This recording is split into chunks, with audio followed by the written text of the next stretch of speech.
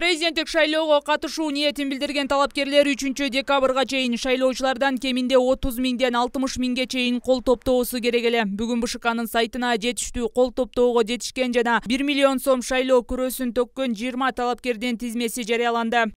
Талапкерлердин ичинде 5 октябрдагы окуялардан соң абактан чыккан, убактылуу президент жана премьер-министр макамын тапшырып шайлоого аттанган Садыр Жапаров 59.998 колтамга чогулткан. Андан кийин Мөлбулак микрокредиттик компаниясынын башчысы, мурда саясатка аралашып көрбөгөн Төлбаев Бабыржан 58.029 колтамга топтогон. Кыргыз Республикасынын улуттук коопсуздук мамлекеттик комитетинин экс-төрагасы Абдил Сегизбаев 55.480. Жарышка өзүн өзү көрсөткөн талапкерлердин бири АКБ Толубай директорлор кеңешинин кеңешчиси Жеңишбек Байгуттиев 51.896. Өзүн Кудай деп эсептеп, кыш болбойт деген фразасы менен белгилүү болгон Арстанбек Абдылдаев 47.998 кол топтоого жетишкен. Талапкерлердин арасындагы жалгыз студент. Россия-Кыргыз өнүктүрүү фондусунун башкармалыгынын мурдагы мүчөсү, учурдагы Чехиядагы Нью-Йорктук университетинин студенти Аймен Касенов 46.270 колтамга. Кой таш окуясы боюнча кылмыш иши козголгон мурдагы Ички иштер министринин орун басары Курсан Асанов 43.864,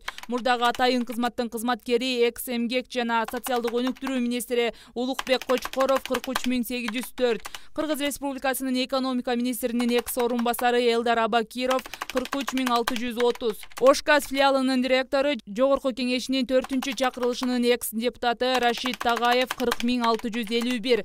Быйыл элдин эсинде коронавирус жогору, ишенбегиле деген сөздөрү менен калган мурдагы журналист, Бүтүн Кыргызстан партиясынын лидери Адахан Мадумаров 39.856 колтамга. Кой таш окуясы боюнча айыпталып 2019 жылдын 12 декабрынан бери тергөө абагында отурган көпчүлүккө саясатчы жана мурдагы президент Алмазбек Атамбаевдин тарапташы катары белгилүү Равшан Жээнбеков 39.874 колтамга. KG Group курулуш компаниясынын жетекчиси Имамидин Ташев 39.493 колтамга. Байыркы көчмөндөр цивилизациясы, тарыхый маданий мурастарды жана руханиятты жандандыруу коомдук фондунун башкармалыгынын төрагасы Куан Чороев 39.053 колтамга. Кызмат абалынан кыянаттык менен пайдалануу сыяктуу бир нече беренелер менен үстүнө кылмыш иши козголуп келген Жогорку кеңештин депутаты Канат Исаев 38.987 колтамга. Мага кылмыш ишин табуу бул Нарын дарыясынан крокодил табуу менен барабар деген сөзү менен белгилүү Жогорку кеңештин депутаты Каныбек Иманалиев